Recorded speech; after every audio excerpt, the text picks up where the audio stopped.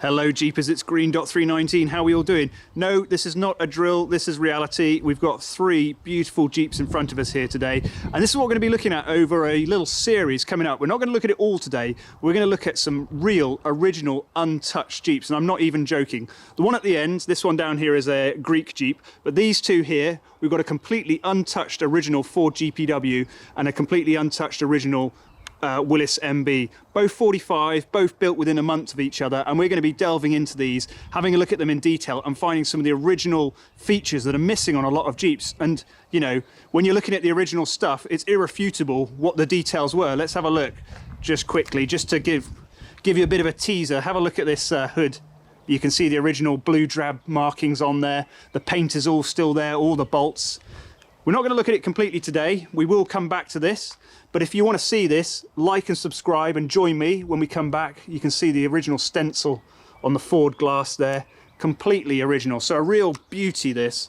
Absolutely beautiful Jeep. And we're going to have a look at it and we're going to break it down. And what we'll do is we'll compare the original Ford GPW with the original MB, because luckily the owner, of course, is not just going to stick with one. He's going to have many of them, so we can compare just exactly how these two late original vehicles are. So yeah, I'm really looking forward to this, and I think you will too. So remember to subscribe. But we're not going to look at these today. We're actually going to look at some other very rare bits, so don't worry, we will come back to this. But let's have a look at something just hiding away inside, which I think you'll appreciate. Okay then, peeps, the first thing we're going to look at today, can you guess what it is? I bet you can't.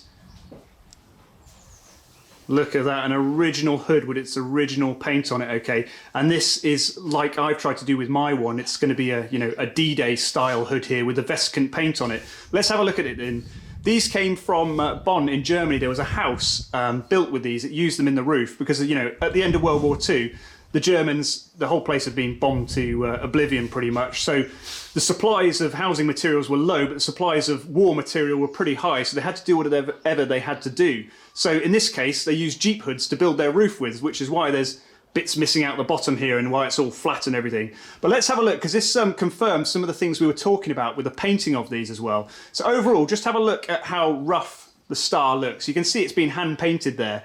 So, you know, this stuff wasn't done with really neat stencils or anything like that when they were touching them up in the field and what have you. But if we get closer, there's some interesting things we can spot here, right? You can see underneath, there's USA markings on here. Underneath, though, there are also USA markings as well. So it's been repainted a couple of times with a spray over the top. So these are not the original base sort of markings we can see on the top. It's had a couple of goes at it. But just to start off with, just looking at the hood number, you can see it's really lightly sprayed. You know, compare that with this one here. Very light here. In World War II, they complained about the gasoline-soluble paint, which they were supposed to put these markings on with, could just come off just with the rain. And it looks, you know, you see how light it is. It looks as though that seems to be true looking at this. And you can see this bit in the middle here, which is probably painted thickly with enamel, doesn't come off so well. So it's interesting to see how light these markings are in the first place. They're also pretty rough and ready, aren't they? You know, they're not particularly straight and they're all over the place. So that confirms that. Look at the 5. Look how close the 5 is to the 2 and what have you. But let's look at this star then. You can see at the top, there's vesicant up here underneath the white. So it's been sprayed or painted a couple of times, which is what they had to do in World War II. The vesicant paint only lasted at maximum about 6 months and then had to be reapplied. So it looks like that's what's happened here. But, you know, you can just imagine them out on the line painting these, GIs with brushes, given a brush, told to get on with it. And we can see all the brush marks in there. There's no sprayings gone on here. This has been done roughly with a brush, and it certainly looks like it, but doesn't it look fantastic? Very different to what we're used to seeing on Jeeps, you know, with really sharp stencils, really tight-looking images. But yeah, she's an absolute beauty. The owner reckons this is a 43 MB hood, and that would seem to fit in because we can see underneath the air deflector is there, and that's all squashed underneath. So there's no sign of the lubrication order or anything like that as well. So that would fit in with it being an early hood. But beautiful, hey? Bear that in mind when you're doing your spraying, but if you want a D-Day style Jeep, this is what it was like. It wasn't a beautiful stenciled tight thing, it was a rough and ready hand painted thing. Look how thick it gets on this side here, it's quite funny. It bulges out there, but what a beauty, hey? That's the first beautiful, well, it's the second beautiful thing we've had to look at today. Let's look at another thing then. I know you want me to open up some of these boxes. Oh dear, there's more of that around here. Okay, peeps, another real treat for you. Now, just click up in the banner just coming up above you if you haven't before. This shows you a NOS-crated Willis MB engine, okay? But we've got a treat today if we come in here on this crate. What's up here? Ford Motor Company, GPW. And what's lurking here? That's right, an original crated Ford GPW engine. So today you're going to get the lucky pleasure of looking at an untouched one just to see some of the details from a crated factory replacement motor, okay? Now this may be different to how they fitted them to, on the factory onto actual vehicles. Perhaps the painting scheme and the way they did things is a little bit different, but we can only say what we can see on this one. So let's have a look then. First off, you can see the thing's covered in some sort of cosmoline as well. So the colour of it is a bit unusual because there's this weird cosmoline which makes it look a little bit green, but it is Ford grey under here, okay? Now, unlike the Willis MB engine, which you'll have just looked at, a lot of the things like this PCV hose and what have you are unpainted, which is interesting. These bolts, or should I say these nuts at the front, are unpainted as well. But this is how they came from the factory, so this is completely untouched, as we can see. You've got the original 539S carburetor on there with a little wartime keeper on it. One of the interesting things about this is, have you ever seen the tag on it being on the rear rather than on the front? So on most restorations, we put the data tag round here, but actually this one from this crated one has it at the rear, which is quite interesting. Let's just work our way around it.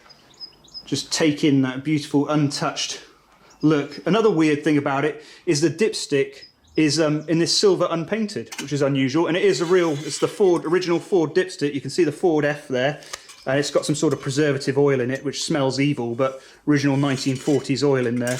But yeah, this is silver, this dipstick, rather than being Ford grey. Got the Fram filter fitted to it, auto light generator rather than the GPW generator, and at the rear we can see things like on the starter here, when they sprayed this thing they would have put a cover over this starter motor. You can see some overspray there from the Ford grey when they sprayed the whole motor, but just some of those details. It's got the brown cap on the distributor there, the little tag, the paper tag on the generator.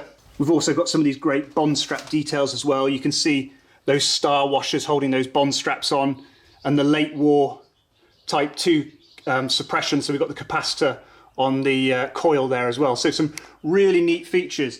Another interesting feature with it is there's a lot of talk about which way the little conical washers should go when we're putting on the manifolds, and like the MB engine, I found that the cone points out. Some people do say this is the way it is, and it does appear to be that way, because I'm not sure I'll be able to get in there to show you, unfortunately, but the conical washer which holds the two manifolds together, the cone is pointing out. So that's just a little detail there for you if you are doing one. Got other things, great things like this, these pencil marks on it, perhaps when they were doing their acceptance checks for it or whatever, put little grease pencil marks on it. So she's a real beauty there. Absolutely mint. Perhaps do with a clean. Ready to go.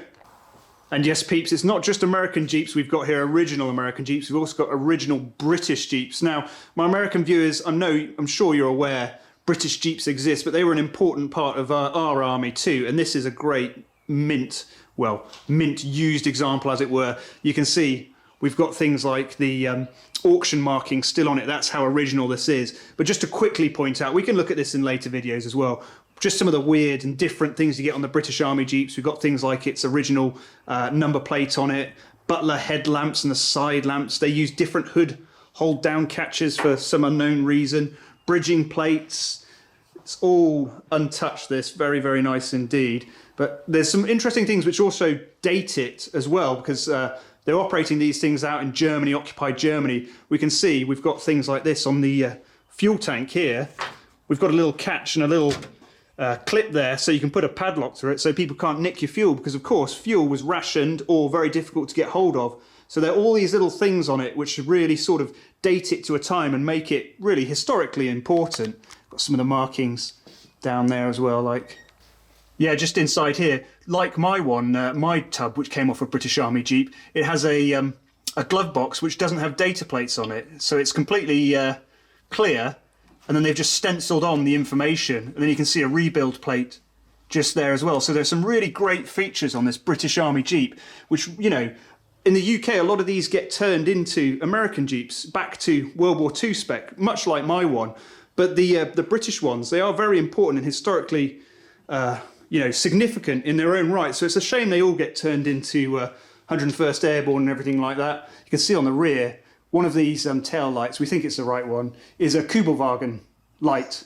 So, they were using what they had when they were working on these in occupied Europe. So very cool indeed. You can see the original stenciling there and what have you.